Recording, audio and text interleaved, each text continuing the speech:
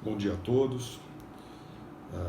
Inicialmente eu gostaria de dizer para vocês que nós estamos vivendo um momento muito diferente, né?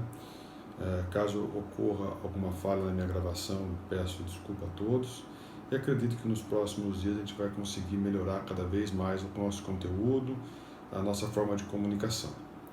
Temos aí que ter bastante compreensão com um com o outro e sabemos aí que os nossos governantes, dentro do que é possível, estão fazendo o melhor para que nossas vidas continuem iguais, continuem sempre fluindo. Hoje a nossa proposta de tema de trabalho hoje é atos administrativos. Muito peculiar esse tema hoje, tá? Porque nós estamos assistindo a todos os dias cada vez mais os governantes praticarem atos administrativos que estão regulando as nossas vidas e dessa forma esses atos administrativos eles estão conseguindo ou tem como meta conseguir diminuir esse impacto da pandemia do Covid-19. Isso é muito interessante porque vem bem a calhar com o tema de hoje, ok? Vamos lá. Quando nós falamos de ato administrativo, é importante nós termos a ideia que nós temos ato administrativo e temos fato da administração. A diferença que deve estar pautada na cabeça de vocês é que fatos da administração são aqueles que nós não temos condições técnicas de influenciá-los. Não depende de ato de uma pessoa física, eles acontecem. Chuva é um fato. Um buraco nós podemos fazer. Seria um ato nosso cavar um buraco. Fizemos um buraco, é um ato. Fato é aquilo que nós não temos controle. Então, tecnicamente, seria mais ou menos o seguinte, né? O direito civil ele faz uma distinção entre ato e fato. O ato é imputável ao homem. Então, o ato decorre de uma ação, de uma atitude do homem. Enquanto que o fato, ele decorre normalmente de uma circunstância natural, que independe da ação do homem. Então, é importante a gente ter essa distinção na mente. O que é ato depende do homem. Fato independe do homem. Isso é importante para que nós consigamos ter uma ideia inicial e espacial do que nós vamos tratar no tema de hoje. Muito bem. Quando nós falamos de fato, é algo que não é objeto de nosso estudo, ok? Então, nós vamos deixar o que é fato de lado, sabendo que o fato da administração seria algo que independe da ação do homem e vamos nos focar no ato administrativo, que esse sim é o nosso foco de trabalho, ok? Então, assim, dentre os fatos da administração, dentro das atitudes da administração, nós temos os atos. E esses atos são atos materiais, são atos chamados de conhecimento, são os atos políticos, são os contratos, são os atos normativos e são os atos da administração propriamente dito. Quando eu falo de ato, eu tenho que pensar um pouquinho no conceito do ato, né?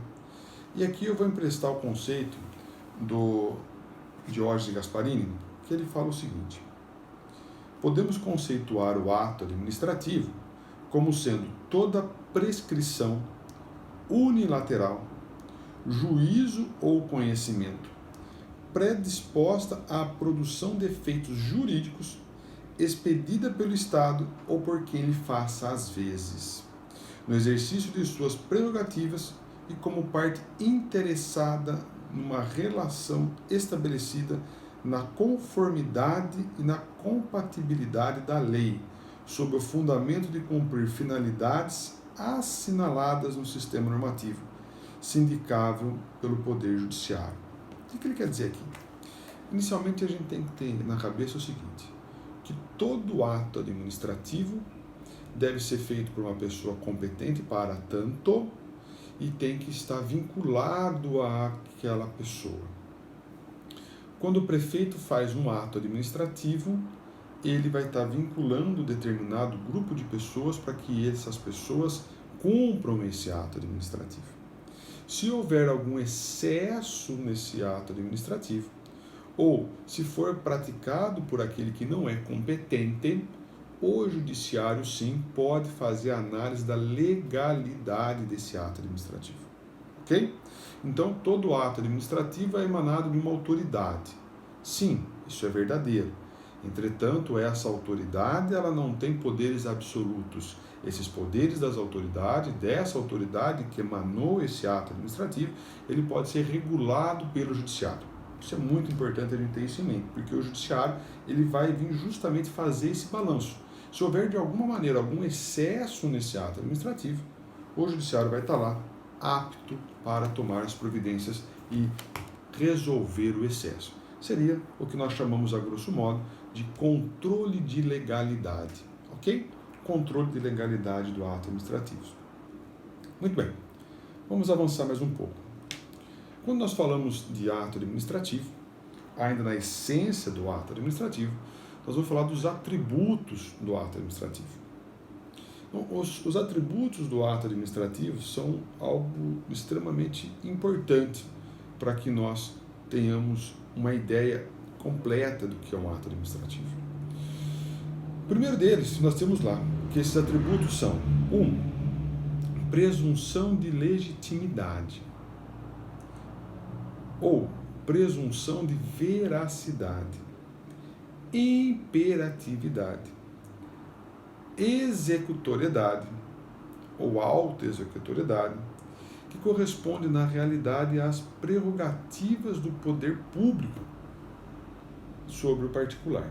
Então, todo ato administrativo produzido pelo poder público, ele parte de um princípio que quem fez o ato é a pessoa legitimada para fazer, que quem fez o ato é a pessoa que tem a verdade para fazer, que presume-se a veracidade disso, presume-se que aquele ato está correto.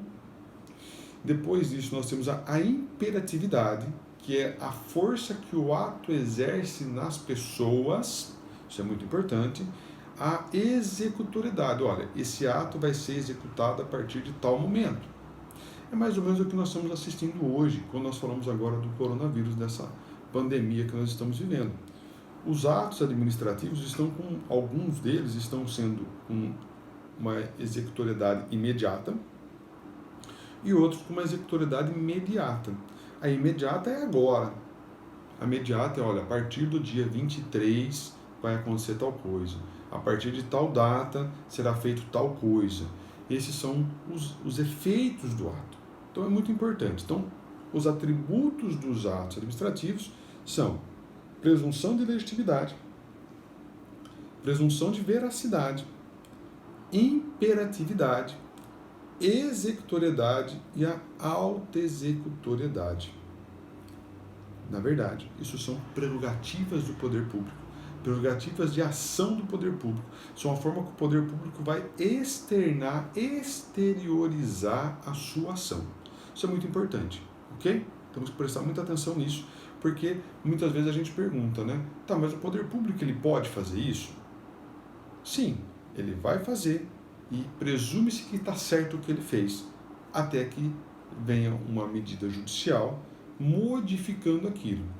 É importante já dizermos de pronto isso, que também o próprio poder público, caso ele entenda que de alguma maneira ele agiu em excesso, ele pode vir e já tomar medidas para interromper o ato, né? Então, o poder público ele pode, nos termos da súmula 473 do STF, tomar medidas de alteração ou anulação do seu ato, assim que ele entender interessante.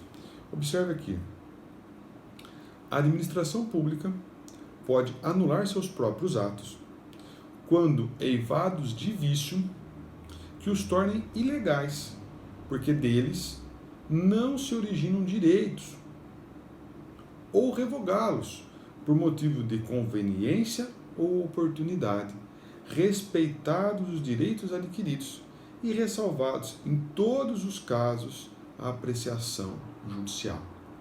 Muito importante nós temos isso em mente. Isso que eu li para vocês agora é a súmula 473 do STF. Então ela permite com que a administração pública sempre que houver oportunidade e conveniência, reveja o seu ato. Muita atenção nisso. Isso é muito importante e nós, como operadores de direito, usamos isso com muita frequência. Muito bem. O que seria essa presunção de legitimidade e de veracidade? Vamos lá. A presunção de legitimidade diz respeito à conformidade do ato com a lei. Em decorrência desse atributo, presume-se que os atos administrativos foram emitidos com observância da lei. Então, observe que todo ato, seja ele qual for, emanado pelo poder público, tem uma presunção de veracidade, presunção de legitimidade. Observe que nós estamos falando de uma presunção. Toda presunção ela pode ser modificada, desde que venha um ato posterior do próprio poder público, que emanou o ato, ou do judiciário, como um controle de legalidade desse ato. Ok? Vamos lá. A presunção de veracidade diz respeito aos fatos. Em decorrência desse atributo, presume-se verdadeiro os fatos alegados pela administração. Assim ocorre com relação a certidões, atestados, declarações, informações. Então, toda vez que a administração pública emite uma certidão, emite um atestado, emite uma declaração ou um informe, aquele fato ali narrado presume-se como verdadeiro. Ok? Vamos lá. A presunção de legitimidade constitui um princípio da administração, um princípio do ato administrativo que encontra seu fundamento na presunção de validade que acompanha todos os atos estatais. Princípio em que se baseia, por sua vez, o dever do administrado de cumprir o ato administrativo. Olha que interessante, ó. Então, a presunção de legitimidade constitui um princípio do ato administrativo que encontra seu fundamento na presunção de validade que acompanha todos os atos estatais. Princípio em que se baseia, por sua vez, o dever do administrado de cumprir o ato administrativo. Observe, nós estamos dizendo aqui algo extremamente importante. Nós estamos falando do dever do administrado cumprir o ato administrativo. Observa isso, né? Se atentem para isso. Faça um recorte disso aqui e transfira para o que nós estamos vivendo hoje. Ok? Então, quando o poder público emite um ato que ele está emitindo, falando para que bares, restaurantes, shows, aglomerações de pessoas em geral sejam evitados, e em breve ele vai determinar o fechamento desses locais. Interessante isso, muito interessante isso. Isso transmite para nós, em via reversa, um dever de cumprir esse ato. A partir do momento que nós não cumprimos esse ato, legitima a ação do poder público de determinar, de obrigar que nós venhamos a cumprir esse ato. Muita atenção nisso, ok? Muita atenção nisso, porque nós estamos assistindo inúmeras situações que nos reportam a esse dever, né? Por exemplo, se caso fosse insistido em que um jogo de futebol fosse realizado com torcida, o poder público ele poderia sim intervir e realizar o esvaziamento desse estádio, tudo em prol do ato que ele praticou, para que evitar a disseminação, no caso do exemplo dessa pandemia que nós estamos vivendo. Vamos lá. Avançando um pouco mais, nós falamos da presunção, né? Da presunção de veracidade, da presunção de legitimidade, né? Olha lá, a presunção de veracidade, ela traz um fator processual muito interessante. Toda vez que tem um ato administrativo, existe a presunção de veracidade e a presunção de legitimidade. Isso significa que toda vez que eu, como operador do direito, for contrário a um ato administrativo, que eu for colocar de forma oposta àquele ato administrativo, existe uma inversão do ônus da prova. O que significa isso? Significa que presume-se que o ato está correto. E o contrário disso, eu tenho que provar. Então, eu que estou agindo contra o ato administrativo, em espécie, tenho que demonstrar que esse ato está errado. Eu tenho que provar. Observe que se eu não produzir a prova necessária, presume-se que o ato é correto. Prevalece o ato, ok? Então, há uma inversão do ônus da prova. Se eu estou lá contra o ato, não é o poder público que tem que provar que o ato está correto. Eu que tenho que provar que o ato está incorreto. Eu sempre alerto vocês sobre essa questão do ônus da prova. E para o operador do direito, seja ele em qualquer lugar que ele atua, é necessário ele estar muito focado no ônus da prova. Se eu estou alegando que o ato tem um vício, eu tenho que mostrar o vício do ato. Não simplesmente alegar e fazer com que a administração prove que o ato está legal. Tem essa inversão. Muita atenção nisso, ok? Muita atenção nisso. Olha lá. Interessante também que existe uma sutil diferença. A inversão do ônus da prova, ela não acontece pela presunção de legitimidade. A inversão do ônus da prova, ela acontece pela presunção de veracidade, ok? Então nós temos a presunção de veracidade e a presunção de legitimidade. Quem emana o ato, quem faz o ato, presume-se legítimo, ok?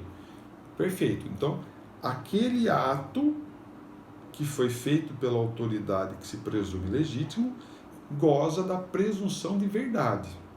Então, a inversão do ônus da prova, ela não acontece pela presunção de legitimidade, e sim pela presunção de veracidade. Ok? Uma diferença sutil, mas vale a pena a gente estar prestando atenção nisso. Imperatividade é um outro atributo do ato. A imperatividade é o atributo pelo qual os atos administrativos se impõem a terceiros, independentemente da concordância do terceiro. Muita atenção nisso. Independe da concordância do terceiro. Decorre da prerrogativa que tem o poder público de, por meio de seus atos unilaterais, impor obrigações a terceiros. A imperatividade não existe em todos os atos administrativos, mas apenas naquele que impõe obrigação. Então, todo ato administrativo que impõe uma obrigação, ele tem uma imperatividade. É aquilo que é imposto ao cidadão, imposto ao terceiro. Isso nós estamos vendo, né? Nós estamos vendo que está sendo imposto ao cidadão uma série de limitações em seus direitos por uma situação excepcionalíssima que nós estamos vivendo, né? No começo do ano de 2020, no início das nossas aulas, nós não tínhamos a menor ideia de que nós estaremos vivendo isso hoje. Muito bem. Isso está fazendo com que os nossos governantes também se movimentem em uma velocidade enorme, editando atos para regular o que nós podemos ou o que nós não podemos fazer. E o que a gente tem acreditado hoje é que o isolamento social é o caminho que nós temos a seguir agora. Estão sendo feitas pesquisas, vacinas, medicamentos, né? Os Estados Unidos ontem, ele divulgou aí que talvez um remédio do início do século XX talvez tenha um efeito muito positivo com relação a isso, né? Com relação ao corona, mas ainda são estudos, porque tudo foi muito rápido, né? Então, o poder público pratica o ato, e esse ato, por ser um ato de império, ok? Percebe? Imperatividade, ato de império, ele é imposto ao cidadão, independentemente da vontade dele.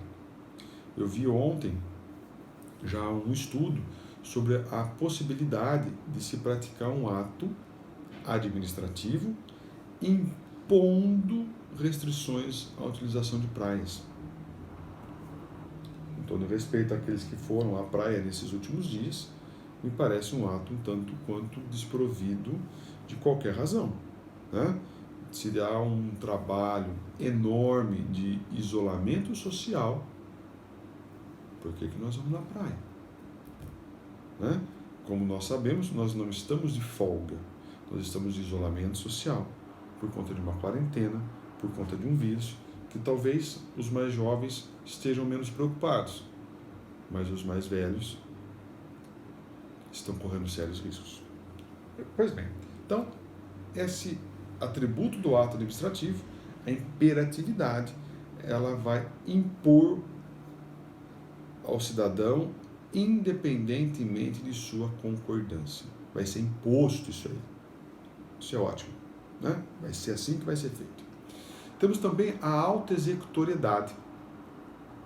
A autoexecutoriedade consiste em um atributo no qual o ato administrativo pode ser posto em execução pela própria administração pública, sem a necessidade de intervenção do Poder Judiciário.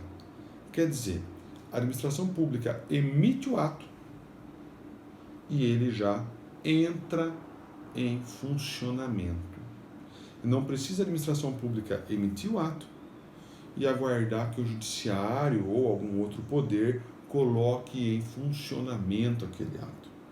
A própria administração pública emite e ele já começa a funcionar. Isso é autoexecutoriedade. No direito administrativo, a autoexecutoriedade não existe também em todos os atos, né? Ela só é possível quando a lei assim prevê ou quando se trata de medida de urgência, que tem que ser adotada de imediato, que se isso não acontecer, pode causar um prejuízo maior ao interesse público. É o que nós estamos vivendo. Os atos praticados pela administração pública hoje, eles têm uma autoexecutoriedade imediata. Não é possível aguardar, olha, mas não teria uma medida menos traumática, menos danosa? Não teria. A medida tem que ser tomada agora. Se errarmos a medida agora, as consequências virão, para o bem ou para o mal. A administração pública se utiliza de meios indiretos de coerção, né?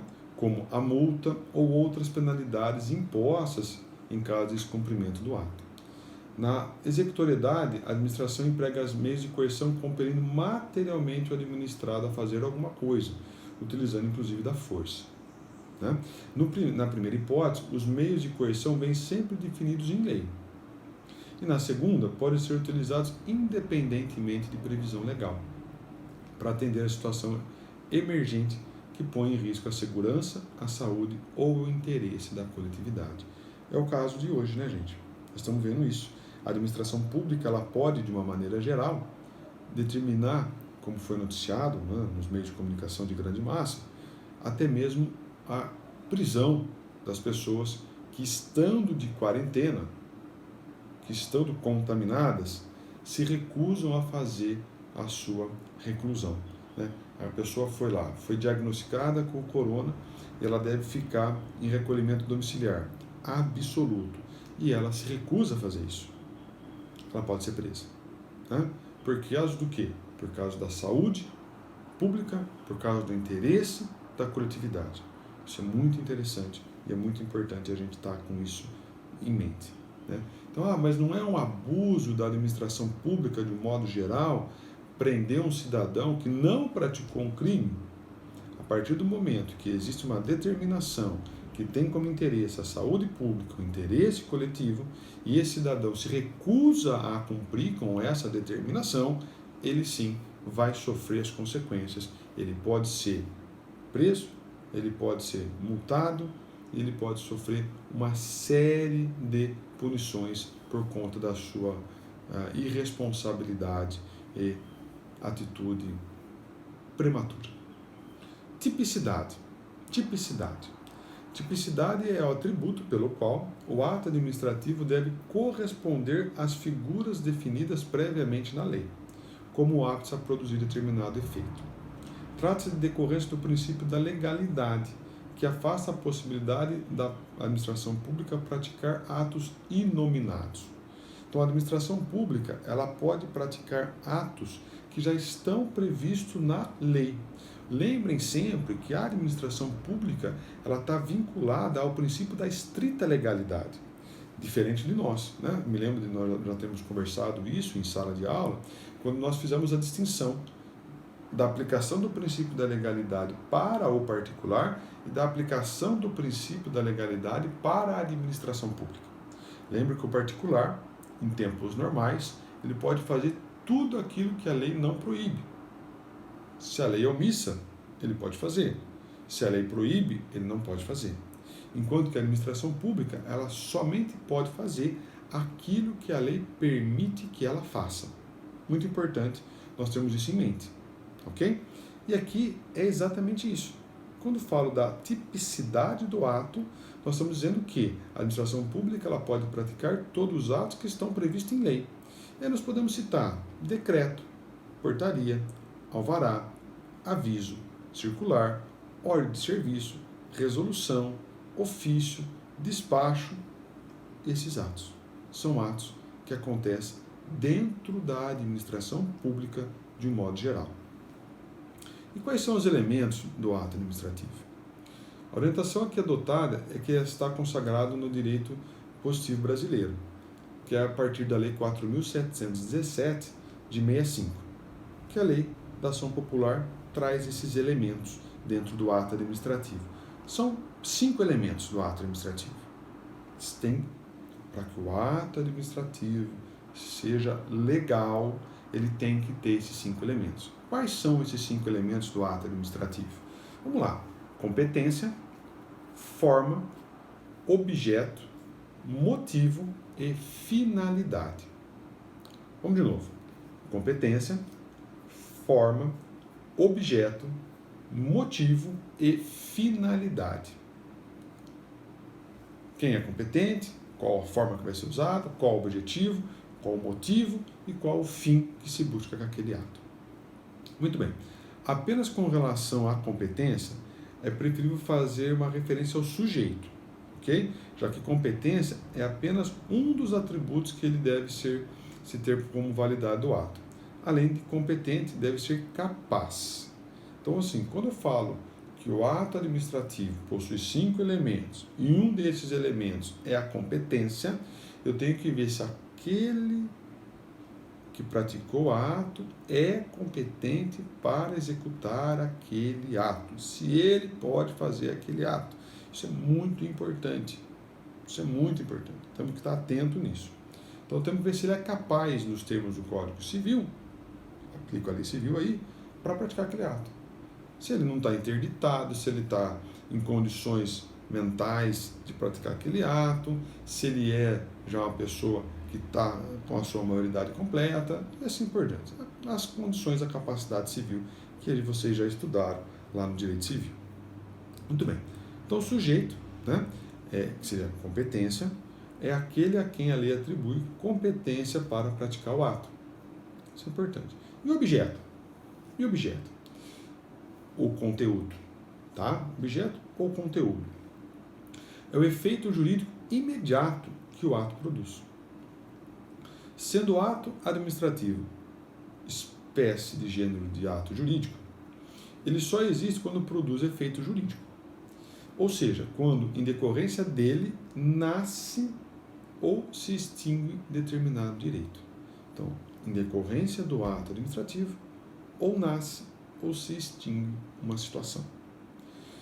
Como no direito privado, o objeto deve ser lícito, possível, certo e moral.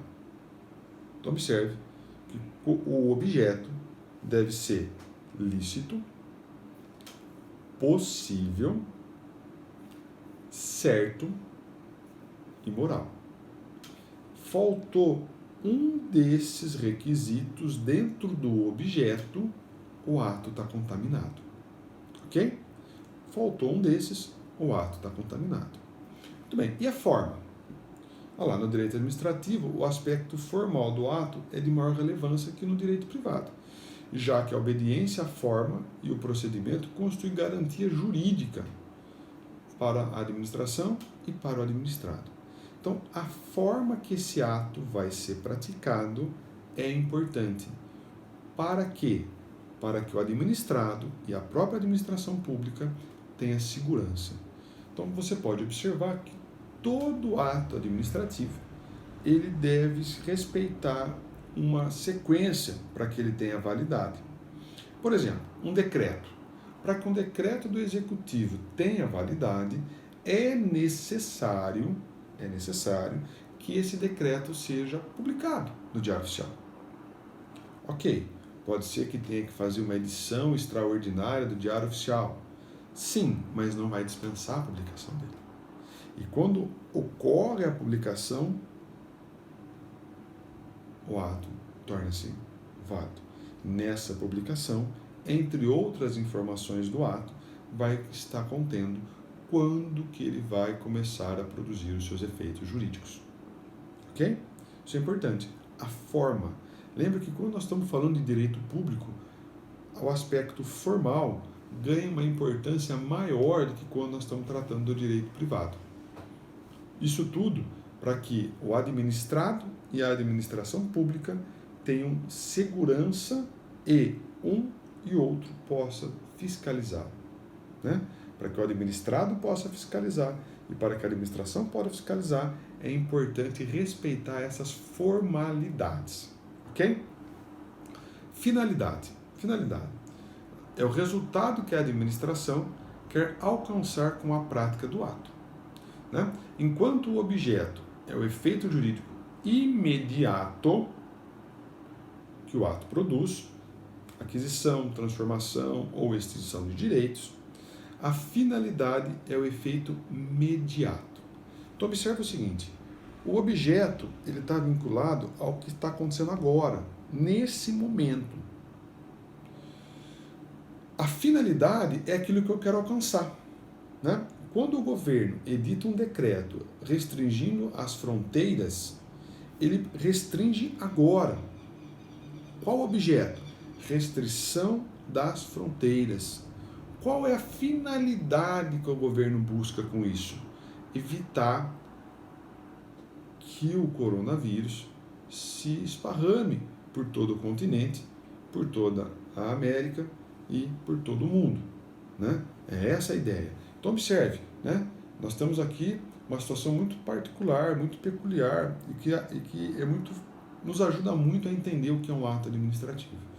Então observe que o ato administrativo ele tem um objeto. E o objeto é agora, restringir as fronteiras. Qual a finalidade? É imediato. É fazer com que o coronavírus não expande, ou que ele não entre, ou se ele já entrou, que ele não saia. Uma medida de segurança. Muito bem. Fala-se em fim ou finalidade em dois sentidos diferentes.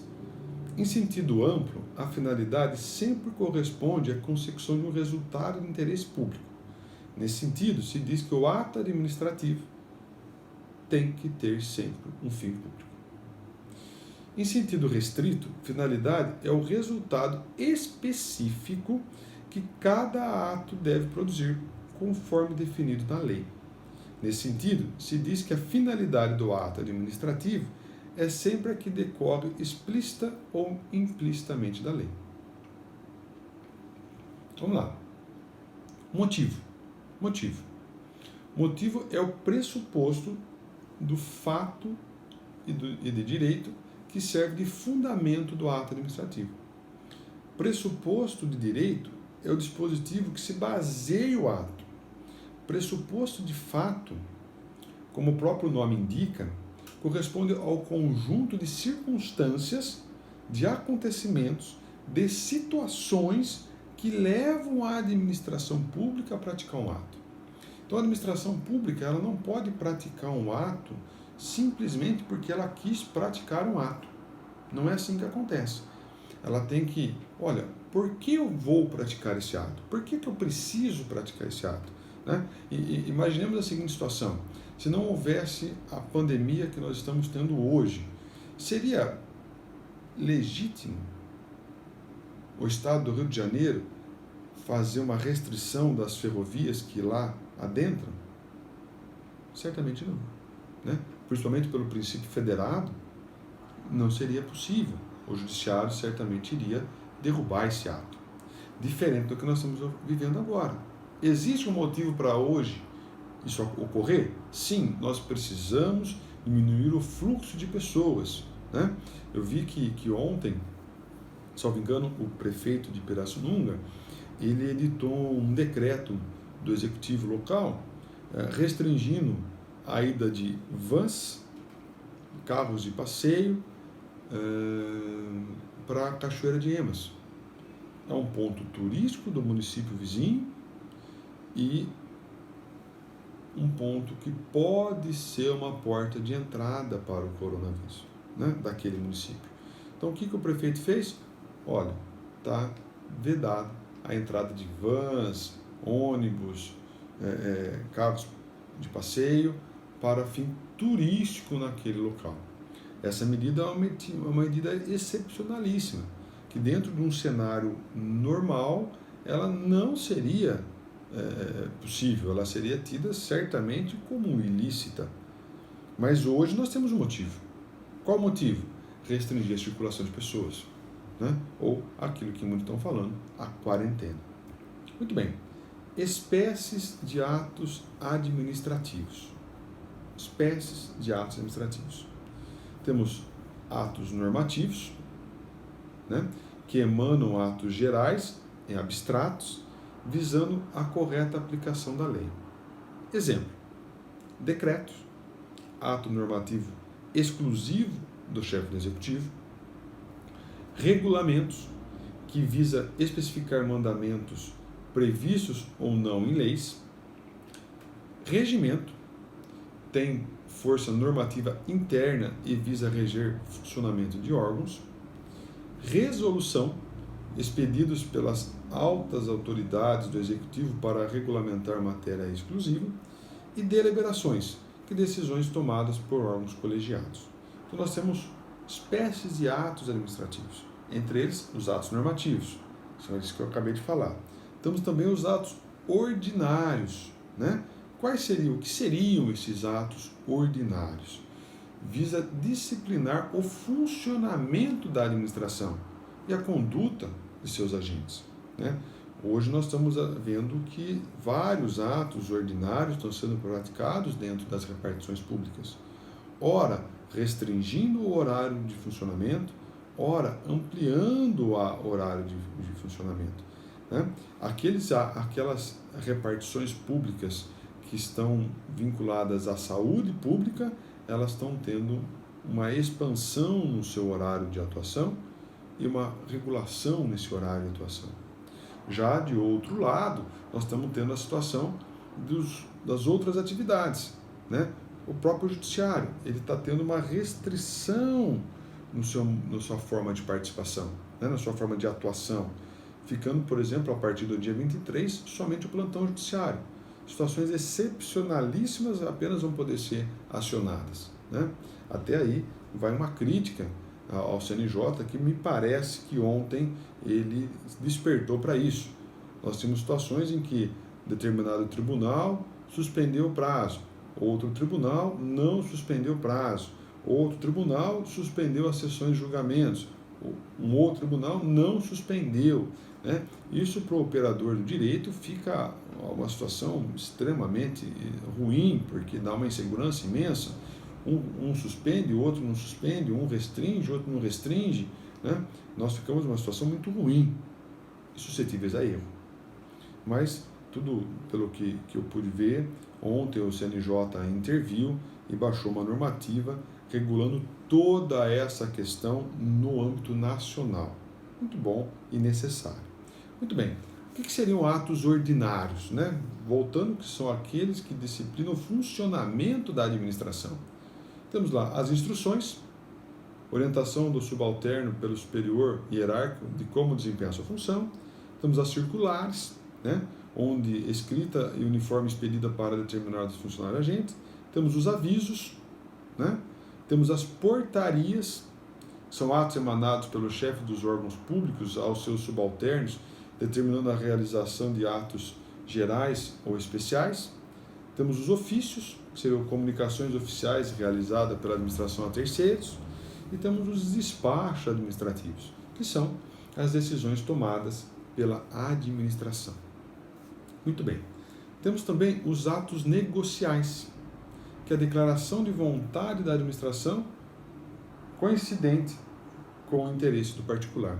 Como exemplo disso, temos a licença, né, que é um ato vinculado e definitivo, não precário, em que a administração concede ao administrado a faculdade de realizar uma atividade. Olha, eu dou uma licença para você realizar uma determinada atividade.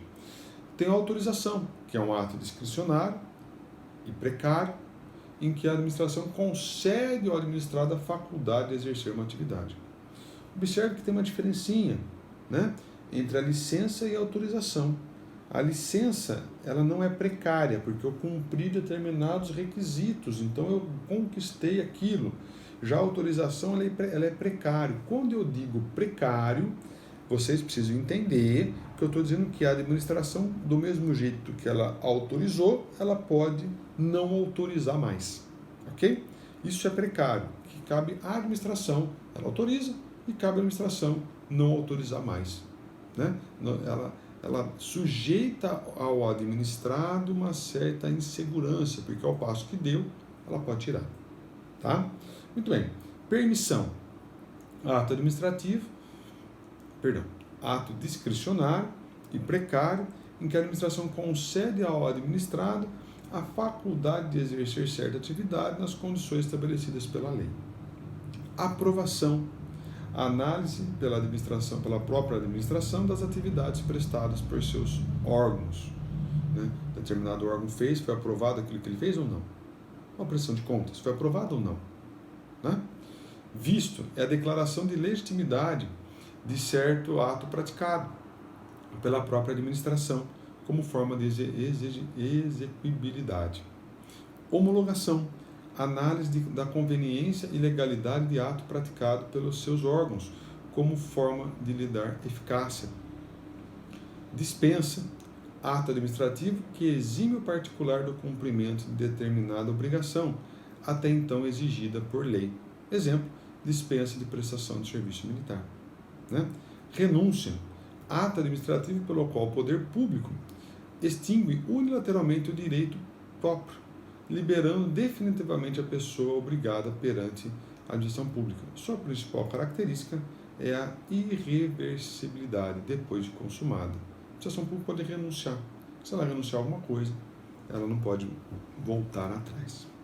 Depois nós temos os atos enunciativos. Olha lá. A administração certifica ou atesta um fato sem vincular ao seu conteúdo. Exemplo, atestado. São atos pelos quais a administração pública comprova um fato ou uma situação de que tenha conhecimento por seus órgãos públicos. Né? Certidão.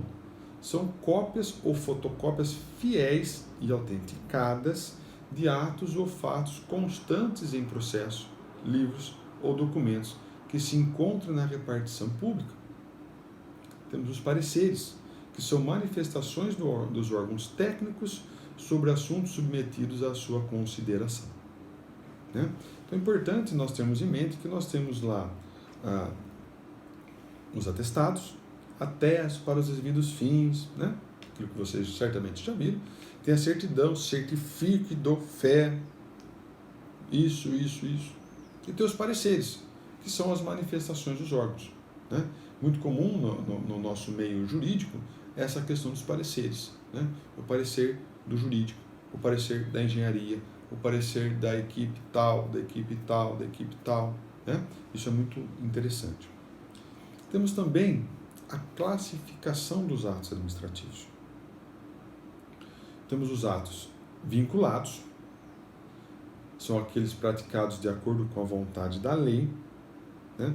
são a lei que estabelece as condições e o momento de sua realização. E temos os atos discricionários, atos vinculados e os atos discricionários. Os discricionários são aqueles praticados com liberdade pelo administrador, ou seja, são aqueles que a administração pode praticar com certa liberdade de escolha de seu conteúdo, destinatário, conveniência, oportunidade e modo de execução. Quanto ao destinatário, atos gerais, dirigidos à coletividade em geral, têm finalidade normativa, atingindo uma gama de pessoas que estejam na mesma situação jurídica dele estabelecido. Por ter natureza erga omnes, aplicabilidade geral, não pode ser objeto de impugnação individual. E nós temos os atos individuais, dirigidos à pessoa certa e determinada, criando situações jurídicas individuais, que podem gerar direitos subjetivos, individuais, que podem ser objeto de contestação por seu titular. Observe muito bem isso, né? Os atos que o poder público estão praticando, os atos que o poder público está praticando hoje, né, eles têm essa característica de atos gerais, porque atinge toda a população. Mas ele também, eventualmente, ele pratica atos que produz a um determinado grupo de pessoas. Olha, todos têm que fazer a quarentena, ato geral. Aqueles que deu positivo têm que ficar recluso em casa, sob pena de sofrer uma punição, uma multa, um recolhimento compulsório. Isso torna-se individual. Muito interessante, né? Não sei se até seria interessante falar isso, mas isso tudo que está acontecendo hoje no nosso país, nas Américas, no mundo em geral, nós estamos assistindo exatamente a regulação do poder público através de atos administrativos. É através dos atos administrativos que o poder público está conseguindo tomar medidas que têm como finalidade, diminuir o nosso problema, né? Esperamos e oramos para que isso aconteça de fato. Quanto ao alcance, né? Os atos administrativos, quanto ao alcance. Atos internos, praticados no âmbito interno da administração, incidindo sobre órgãos e agentes administrativos. Atos externos, praticados no âmbito externo da administração, atingindo administrados e contratados. Contudo, vale ressaltar que a obrigatoriedade desses atos somente começa a incidir após a publicação no Diário Oficial. Observe isso. Lembra que eu falei lá da forma do ato? Formalidade indispensável é a publicação no Diário Oficial. Indispensável. É a forma que se dá. Observe que é muito interessante a gente prestar atenção nisso. Quando eu falo publicação no Diário Oficial, não é exagero lembrar os senhores que essa publicação ela pode e é atualmente via internet. Essa publicação hoje não é mais papel como era antigamente. Hoje é via internet. Então, você entrar no site do governo, você vai ter lá publicado o Diário Oficial, você faz a pesquisa do tema que você quer encontrar e você vai ter a oportunidade de encontrar isso lá. Tá bom? Vamos lá. Quanto ao seu objeto, né? O ato pode ser atos de império, atos de gestão ou atos de expediente. Atos de império, praticados com supremacia em relação ao particular e servidor, impondo o seu obrigatório cumprimento. Hoje é isso, ato de império. Impondo o seu obrigatório cumprimento. Atos de gestão, praticados em igualdade de condição com o particular, ou seja, sem usar de suas prerrogativas ao destinatário. Atos de expediente, praticados para dar andamento a processos e papéis que tramitam internamente na administração pública. São atos de rotina administrativa. Ok? E quanto à formação, processo de elaboração desses atos, né? Temos o ato simples, que nasce por meio da manifestação de vontade do órgão, unipessoal, colegiado, ou agente da administração. Temos o ato complexo, que nasce da manifestação de vontade de mais de um órgão ou agente administrativo. E temos o ato composto, que nasce da manifestação de vontade de um órgão ou agente, mas depende de outra vontade que ratifique para que ele produza os efeitos e torne-se exigível. Então, tem essa diferencinha. Quanto à formação, pode ser um ato simples, pode ser um ato complexo ou um ato composto. Acredito que a dificuldade aqui é mais a gente se ater à diferença entre complexo e composto, porque são muito próximos, ok? Então, vale a pena aí prestar bastante atenção nisso, tá bom? E a extinção dos atos administrativos, né?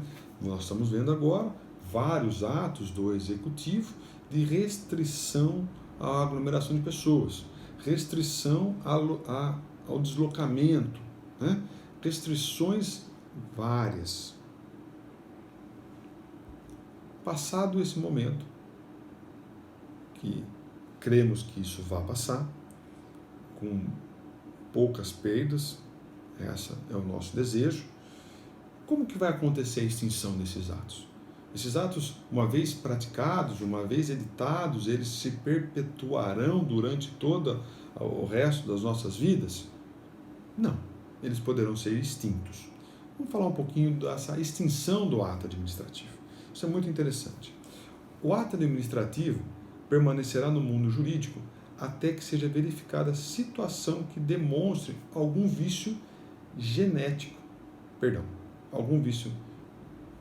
de legalidade ou que simplesmente comprove a sua desnecessidade superveniente. Então, o ato ele vai perder o seu efeito se tiver algum vício de legalidade ou se apresentar uma desnecessidade superveniente ou se simplesmente terminar o prazo que ele foi editado. Alguns atos, ao serem elaborados, podem vir defeituosos no que tange a sua legalidade. Neste caso, como eu já falei aos senhores, a administração pública ou o Poder Judiciário são legitimados para declarar a sua extinção por meio da anulação, né? Pode ser um vício verificado desde o seu nascedor, ao ser declarada a sua anulação, os efeitos desta nulidade retroagem à data de sua criação, apagando todas as situações determinadas pelo ato. Observe que se o vício encontrado no ato contamina desde o momento que ele nasceu, tudo que foi feito depois está contaminado. Ok? No entanto, às vezes, o ato ao nascer está de acordo com a legislação, né?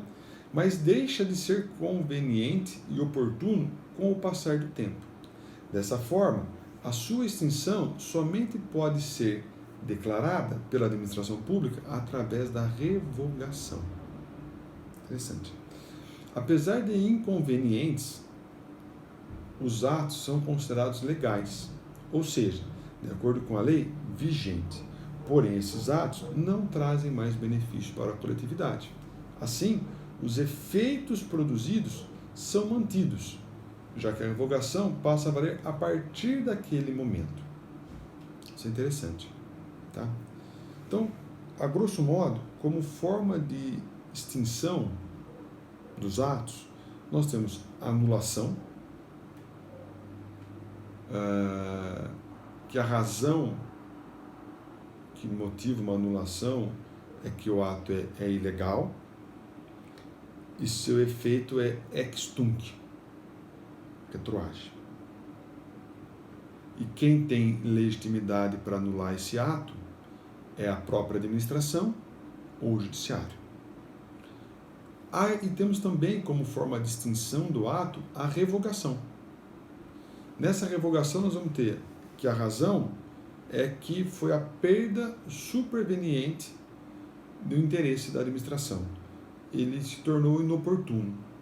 O efeito é ex nunc, não retroage. Enquanto a anulação, o efeito é ex tunc, retroage, ex nunc não retroage.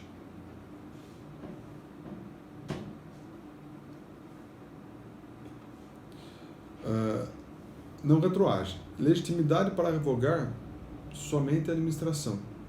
Tá? Então, veja bem, a anulação, a administração pública pode anular e o judiciário pode anular. Já a revogação só pode ser feita pelo poder público. Qual a diferença? Que a anulação tem como motivação a ilegalidade. Já a revogação é a perda superveniente do interesse público. Ok? Isso é muito importante nós termos isso em mente. Temos outras formas de extinção do ato, né? Temos a cassação do ato, que é retirado do ato em virtude de descumprimento pelo beneficiário de uma orientação imposta pela administração, né? Temos a caducidade, que é uma lei superveniente que foi criada, que retira do ato administrativo em razão da superveniência da norma jurídica, que impede a sua manutenção. Temos a contraposição ou derrubada, que é retirada em virtude da edição de um outro ato, que impede a manutenção do ato então vigente. Temos a renúncia, né? Que é a rejeição pelo beneficiário, a retirada do ato pela rejeição realizada pelo beneficiário do ato, né? Então temos que estar atento. Nós temos aí, né, forma de extinção, anulação e revogação. Aí temos outras formas de extinção do ato, que é a cassação, a caducidade, a contraposição ou derrubada, e temos a renúncia. Muito bem. Temos um ponto importante aqui a falar para os senhores, que é a convalidação do ato. Convalidação do ato administrativo. Convalidação é o ato jurídico praticado pela administração pública para corrigir determinado ato anulável, de forma a ser mantido no mundo jurídico, para que possa permanecer produzindo seus efeitos. Observe que só é possível a convalidação do ato se ele for anulável. Se ele for nulo, não é possível. Ok? Se o ato é nulo, não pode. Se o ato é anulável, pode. Tá?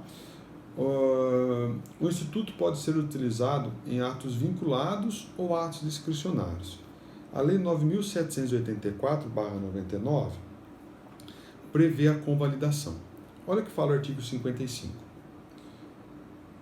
Em decisão na qual se evidencia não acarretar em lesão ao interesse público, nem prejuízo a terceiros, os atos que apresentarem defeitos sanáveis poderão ser convalidados pela própria administração pública. Se o ato apresentar defeito sanável, ele pode ser convalidado pela própria administração pública. Isso é muito importante. Ok? Com base na legislação mencionada, podemos entender que a convalidação é uma faculdade concedida à administração. Dessa forma, o administrador poderá, ao constatar um defeito de legalidade, anular ou convalidar o ato.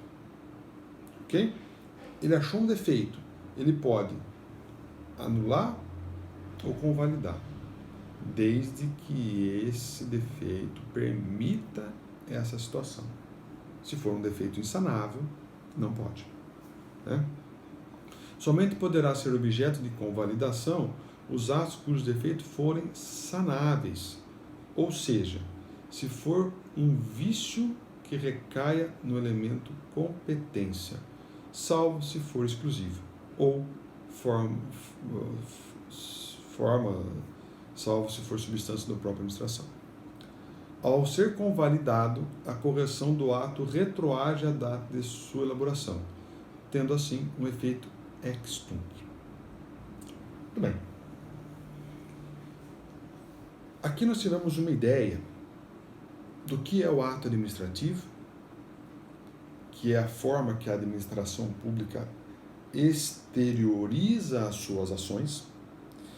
Esse ato administrativo, que é a exteriorização da administração pública, ele pode ser apresentado como decreto, portaria, alvará, aviso, circular, ordem de serviço, resolução, ofício, despacho.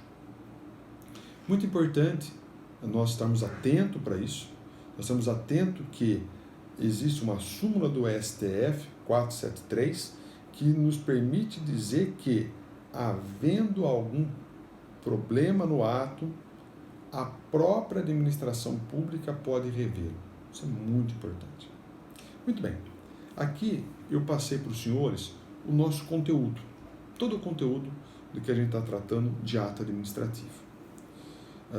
O que eu gostaria de colocar para os senhores era que, como atividade ainda relacionada a essa aula de hoje, a esse tema de hoje, ato administrativo, eu gostaria que os senhores, cada um dos senhores, fizesse aí aqueles grupinhos, né, no WhatsApp ou pelo Skype, né, se reunisse de forma virtual, né, não quero aqui ser irresponsável e pedir para que os senhores se reúnam com seus colegas, mas aí no grupo do Skype, no grupo do WhatsApp, existem várias ferramentas aí que permitem se reunir em 2, 3 pessoas, e eu gostaria que os senhores elaborassem, né, ainda como atividade vinculada a essa aula, os senhores elaborassem um decreto,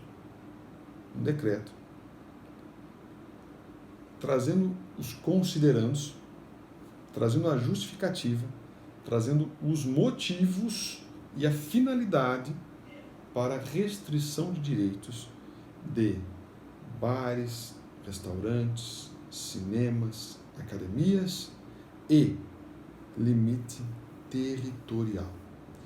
Então, o desafio que eu faço aos senhores é que os senhores, usando os considerandos, os motivos e a finalidade, desenvolvam um ato administrativo na forma de decreto, restringindo esses acessos. Lembrem bem que quando eu faço esse desafio aos senhores, a minha ideia é que os senhores exercitem o direito administrativo na realidade, no nosso dia, no hoje. Quero muito agradecer a paciência dos senhores, agradecer a compreensão dos senhores e peço desculpas caso tenha havido algum erro, alguma pequena distração, porque nós não estamos habituados a essa forma de comunicação. Espero que aqui na próxima semana, na próxima aula, que eu vou disponibilizar aos senhores, isso flua melhor e que eu consiga ser mais entendido. E caso alguém tenha alguma dúvida, fique com alguma questão a ser levantada, que me comunique e me passe. Ok?